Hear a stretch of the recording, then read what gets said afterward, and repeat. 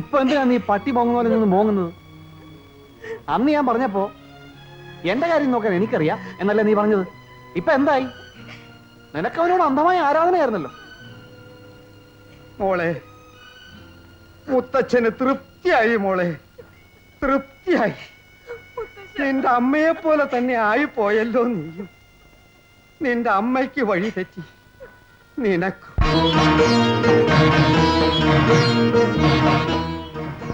മുരളിയില്ലേ ഇവിടെ? ഇവിടെ ഇല്ല. അവന്റെ അച്ഛനല്ലേ? എന്താ കാര്യം? അതൊക്കെ പിന്നെ പറയാം. നാട്ടക്കേസാ. എന്തുദ്ദേശത്തോടു കൂടിയാ നാലാളും കൂടി അങ്ങോട്ട് പുറപ്പെട്ടിരിക്കുന്നത്? അത് താൻ അറിയേണ്ട കാര്യമില്ല. താൻ മുരളി വിളിക്കും. ആരാ അവിടെ? ഇവര് ഞാൻ എന്താ മുരളി, പാവപ്പെട്ട പെൺകുട്ടികൾക്ക് ഈ നാട്ടിൽ ജീവിക്കണം. പണവും പ്രതാപവും ഒക്കെ ഉണ്ടെന്ന് വെച്ച് പെമ്പിള്ളാരെ പഴപ്പിച്ച് തെരുവിലേക്ക് വലിച്ചെറിയുന്ന കാലമൊക്കെ പോയി. മനസ്സിലായില്ല. മുരളിയും രേഖയും തമ്മിൽ പ്രേമമായിരുന്നു. രേഖ ഇപ്പോൾ ഗർഭിണിയാണ്. ആരാ ആള്? നിങ്ങളുടെ മോൻ. അത്രേ ഉള്ളല്ലയോ? പെണ്ണുങ്ങളായ ഗർഭിണികളാകും. അല്ലെങ്കിൽ അവളെ ആരെങ്കിലും സ്ത്രീയായിട്ട് അംഗീകരിക്കുമോ? അല്ലയോ കുര്യാപ്പള്ളി? ആന്ന്. പരിഹസിക്കരുത്. മുരളി എവിടെ? അവനെ വിളിക്ക്. അവനോട് ഞങ്ങൾക്ക് ചോദിക്കാനുള്ളത്. നിങ്ങളുടെയൊക്കെ വീട്ടിൽ ആർക്കെങ്കിലും എന്റെ മോൻ ഗർഭം ഉണ്ടാക്കിയിട്ടുണ്ടോ? മോലാളി, നീയൊക്കെ ആരുടെ ഇക്കാര്യം ചോദിച്ചുവിടെ വരാൻ? രേഖ അരിയുടെ മുറപ്പെണ്ണ. നിന്റെ മുറപ്പെണ്ണിനെ കെട്ടേണ്ടത് എന്റെ മകനാണോ? നീയല്ലേ? മാന്യമായിട്ട് സംസാരിക്കണം. ആ, അപ്പൊ എച്ചില് തിന്നാൻ നിനക്ക് വയ്യ അല്ലയോ? കാണാൻ കൊള്ളാവുന്ന പെമ്പിള്ളാര് വന്ന് ദേഹത്ത് ചാരിയ എന്തെങ്കിലുമൊക്കെ ചെയ്തെന്നിരിക്കും. പിന്നെ തൊട്ടിട്ടുള്ള പെമ്പിള്ളാരെ ഒക്കെ കല്യാണം കഴിക്കണമെന്ന് വെച്ചാ ദിവസവും ഇവിടെ സമൂഹ വിവാഹം നടത്തേണ്ടി വരും. മര്യാദയ്ക്ക് പോയില്ല ഞാൻ പോലീസിനെ വിളിക്കും. പേടിപ്പിക്കല്ലേ. പോലീസ് സ്റ്റേഷൻ പട്ടിക്കും പൂച്ചക്കും വിലങ്ങം ചാടാനുള്ളതല്ല, മനുഷ്യർക്കുള്ളതാണ്. മര്യാദയ്ക്ക് ഈ വിവാഹം നടത്തുന്നതാണ് നല്ലത്. അല്ലാതെ ഒരു പെൺകുട്ടിയുടെ ജീവിതം നശിപ്പിക്കാനാണ് ഭാവമെങ്കിൽ ഞങ്ങൾ ഇവിടെ ജീവിച്ചിരിക്കുന്നിടത്തോളം കാലം നടക്കാൻ പോകുന്നില്ല. ആടാ.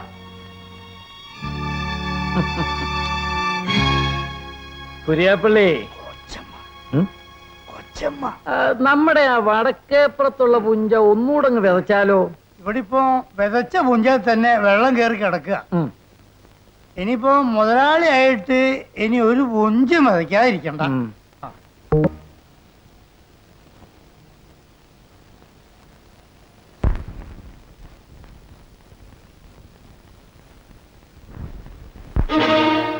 എന്താടാ നാട്ടിൽ നടക്കുന്ന അവിഹിത ഗർഭങ്ങൾക്കൊക്കെ തന്തമാരെ ഉണ്ടാക്കി കൊടുക്കാമെന്ന് വല്ല കോൺട്രാക്ട് ഏറ്റെടുത്തിട്ടുണ്ടോ?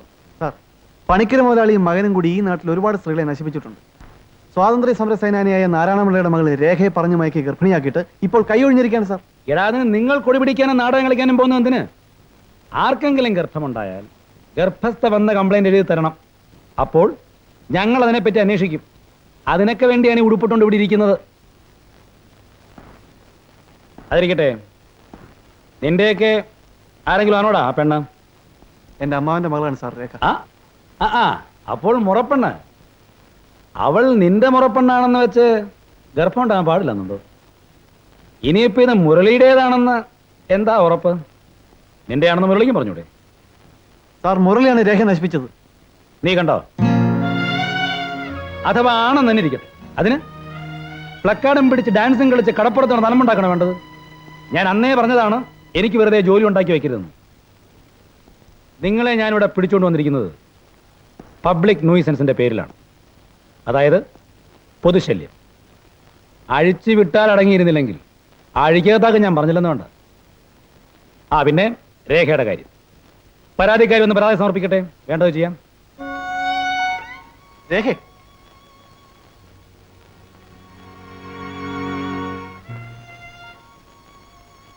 ഞാൻ എവിടെയല്ലേ അന്വേഷിച്ചെന്നറിയോ? ഒടുവിലാണ് അറിഞ്ഞത് നീ പട്ടണത്തിലേക്ക് മടങ്ങിയെന്ന്. രേഖ, എനിക്കൊരു ഉപകാരം ചെയ്യണം. നീ എൻ്റെ കൂടെ പോലീസ് സ്റ്റേഷൻ വരുന്നു വരണം. ഞങ്ങൾ എന്തൊക്കെ പറഞ്ഞിട്ടും ആ മോറൽ ഇൻസ്പെക്ടർ അത് വിശ്വസിക്കുന്നില്ല. ആ പണിക്കരെ മകനെ ഒതുക്കാൻ ഇതിനേക്കാൾ നല്ലൊരു അവസരം ഒന്നും വരില്ല. ഞാൻ പോലീസ് സ്റ്റേഷനിൽ എന്നിട്ട് എല്ലാ കാര്യങ്ങളും ആ എസ് ഐയോട് തുറന്നു പറയണം. കോടതിയിൽ വെച്ച് ബലാത്സംഗം ചെയ്യപ്പെട്ട ഒരു പെൺകുട്ടിയുടെ ചാരിത്രം പിച്ചി ചീന്തിയ രീതി എതിർഭാഗം വക്കീൽ ചോദിക്കുന്ന പോലെ SIയുടെ ചോദ്യങ്ങൾക്കും നിങ്ങളുടെ എല്ലാം മുന്നിൽ വെച്ച് ഞാൻ വിശദീകരണം തരണം അല്ലേ?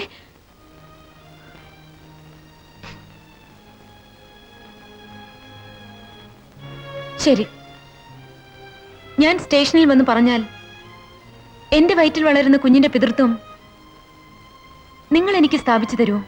അതിനുവേണ്ടിയാണ് നിങ്ങൾ ശ്രമിക്കുന്നത്. ശ്രമം മാത്രമേ ഉള്ളൂ, ഉറപ്പില്ല അല്ലേ?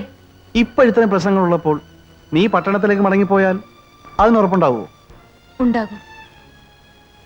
ആ ഉറപ്പ് നേടിയിട്ടാണ് ഞാൻ പോകുന്നത്. മുരളി നിന്നെ വിവാഹം കഴിക്കാൻ സമ്മതിച്ചോ? ഇല്ല, പക്ഷേ മുരളിയെ കൊണ്ട് എന്നെ വിവാഹം കഴിപ്പിക്കാമെന്ന് അവർ സമ്മതിച്ചു. ആരെ? പണിക്കർ സാറിന്റെ കുടുംബവുമായി ഏറ്റവും അടുത്ത വ്യക്തിയെന്ന നിലയിൽ ഞാൻ ഇതേക്കുറിച്ച് അദ്ദേഹത്തോട് സംസാരിക്കാം. ഞാൻ പറഞ്ഞാൽ അദ്ദേഹം കേൾക്കാതിരിക്കില്ല. മുരളിയുമായുള്ള വിവാഹം ഞാൻ നടത്തിത്തരാം. നീ ഫൈനൽ എക്സാമിനേഷൻ എഴുതേണ്ട കുട്ടിയല്ലേ? ഇങ്ങനെയൊക്കെ ഉണ്ടായെന്ന് വെച്ച് നീ നിന്റെ വിദ്യാഭ്യാസം മുടക്കരുത്. പട്ടണത്തിൽ ചെന്ന് പരീക്ഷ എഴുതണം. മടങ്ങി വരുന്നതിന് മുൻപ് എല്ലാ കാര്യങ്ങൾക്കും ഞാനൊരു തീരുമാനം ഉണ്ടാക്കി വയ്ക്കാം. എന്നെ വിശ്വസിക്കൂ. ആ സ്ത്രീ പണിക്കറുടെ ആളാണ്. ഇതെല്ലാം അവരൊന്നിച്ചാലോചിച്ചിട്ടുള്ള ഒരു തന്ത്രമാണ്. നിന്നെ ഇവിടുന്ന് മാറ്റുന്നതിന് വേണ്ടിയുള്ള ഉദ്ദേശത്തിലാണ് അവർ സ്നേഹത്തിൽ പൊതിഞ്ഞ വാചകങ്ങൾ കൊണ്ട് നിന്നെ ഉപദേശിച്ചത്. അവരുടെ വാക്കും കേട്ട് നീ ഇവിടുന്ന് പോകരുത്. ഹരി, നിങ്ങളുടെ വ്യക്തിപരമായ കാര്യങ്ങൾക്ക് വേണ്ടി എന്നെ ഒരു കരുവാക്കരുത്. ഒരു സ്ത്രീക്ക് മാത്രമേ മറ്റൊരു സ്ത്രീയുടെ ദുഃഖം മനസ്സിലാവൂ. ഞാൻ തികച്ചും ഡോക്ടറെ വിശ്വസിക്കുന്നു. ഞാൻ വരട്ടെ.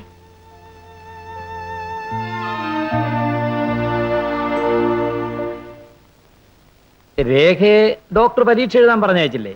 അതുപോലെ മുരളിയും ഫൈനൽ ഇയർ എക്സാമിന് പ്രിപ്പയർ ചെയ്തുകൊണ്ടിരിക്കുക. രണ്ടുപേരുടെയും വിദ്യാഭ്യാസം കഴിയട്ടെ. നമ്മൾ എല്ലാ കാര്യങ്ങളും പറഞ്ഞുറപ്പിച്ച സ്ഥിതിക്ക് സമയപരിധിയുടെ പ്രശ്നമില്ലല്ലോ. ഇത്രയും വേഗം ഈ പ്രശ്നം തീർക്കാൻ കഴിയുമെന്ന് ഞാൻ കരുതിയതേ ഇല്ല. ഞാൻ എതിർക്കുമെന്ന് കരുതിയല്ലേ? ആദ്യമൊക്കെ സത്യത്തിൽ എനിക്കും ഭയങ്കര എതിർപ്പായിരുന്നു. പിന്നീട് ഓരോന്ന് ആലോചിച്ച് നോക്കുമ്പോൾ കാലത്തിനൊത്ത കോലം മാറിയല്ലേ പറ്റൂ. ഞാൻ ഈ വിവരം ഇപ്പൊ തന്നെ രേഖ എഴുതി അറിയിച്ചോട്ടെ? തീർച്ചയായും. മനസമാധാനത്തോടെ അവള് പഠിച്ചു പാസ്സാകട്ടെ. ഇതാണ് പ്രായമായവർ പറയുന്നത്, അവനവന്റെ കൈ തലക്ക് വെച്ച് കിടന്നുറങ്ങണമെന്ന്. വല്ലവന്റെ കൈ തലക്ക് വെച്ചാ അവന് തോന്നുമ്പോ വലിച്ചൂരി കൊണ്ടുപോകും. നിന്റെ വാക്കിട്ട് ഇറങ്ങി തിരിച്ച് എനിക്ക് വീട്ടിൽ പോലും കയറാൻ വയ്യാണ്ടായി. നാട്ടുകാരുടെ അപ്പനെ മുഖത്ത് എങ്ങനെ നോക്കും? അയ്യടാ, നിനക്ക് മാത്രമേ ഉള്ളൂ നാട്ടുകാരും വീട്ടുകാരും. എന്റെ ഉമ്മാടെ കണ്ണീര് കണ്ടാ സഹിക്കൂലടാ. പക്ഷെ ഒരു കാര്യം, ഏതായാലും എല്ലാവരും നാറി. ഇനി ശരിക്കും അങ്ങോട്ട് നാറട്ടെ. ജീവൻ പോയാലും പോട്ടെന്ന് വെക്കായിരുന്നു. മാനം പോയാലോ? അതും ഇതൊരു അലവലാതി പെണ്ണിന് വേണ്ടി വേണോ? ബെന്നി, നീ രേഖയെ കുറ്റപ്പെടുത്തരുത്. അവളുടെ തലയിൽ ആ ലേഡി ഡോക്ടർ കയറി ഇരുന്ന് പ്രവർത്തിച്ചുകൊണ്ടായതെല്ലാം സംഭവിച്ചത്. ആ പണിക്കർക്ക് വേണ്ടി അവരെന്തൊക്കെയോ രേഖയെ പറഞ്ഞ് വിശ്വസിപ്പിച്ചിരിക്കുക. ആ ഡോക്ടർ ഇവിടെ ഉണ്ടായിരിക്കുന്നിടത്തോളം കാലം നമ്മുടെ പദ്ധതികളൊന്നും നടപ്പാക്കാൻ പോകുന്നില്ല. അതുകൊണ്ട് ആദ്യം അവരെ ഇവിടെ ഓടിക്കണം. അത് കഴിഞ്ഞ് രേഖ വരുത്തിയാൽ മതി. അപ്പോൾ പ്രശ്നം കുറെ കൂടെ സങ്കീർണമാകും ചെയ്യും. സംഗതി ശരി തന്നെ, പക്ഷെ അവരെ ഇവിടുന്ന് കെട്ടിയട്ടിക്കാൻ എന്താണ് ഒരു വഴി? ആ വഴിയൊക്കെ ഉണ്ട്. പക്ഷെ ഒരു കാര്യം, നമ്മുടെ ബുദ്ധി ശക്തി ഒന്നായിരിക്കണം. ഒന്നുകൂടി വ്യക്തമായി പറഞ്ഞു തൊലക്കടാ. വിഷമദ്യം കഴിച്ച് ആളുകൾ മരിച്ചു പോയാൽ എന്താ അവസ്ഥ? ഷാപ്പ് കോൺട്രാക്ടറുടെ കാര്യം പോക്കൻ. വിഷമരുന്ന് കുത്തിവെച്ച് രോഗികൾ മരിച്ചു പോയാൽ എന്താ അവസ്ഥ? എടാ ഹരി, അത് വേണോടാ പുള്ളേ? ആ വേണം. കുറെ രക്തസാക്ഷികളെ സൃഷ്ടിച്ചാലേ ഇവിടെ വിപ്ലവം ജയിക്കുകയുള്ളൂ.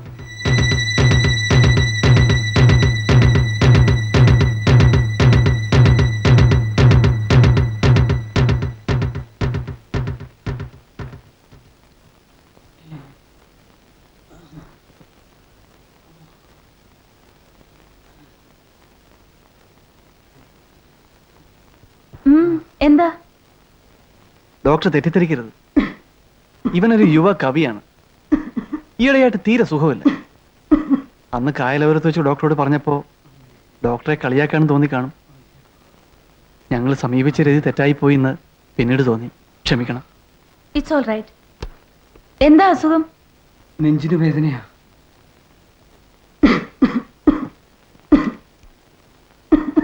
ശ്വാസം വലിച്ചുവിടൂ.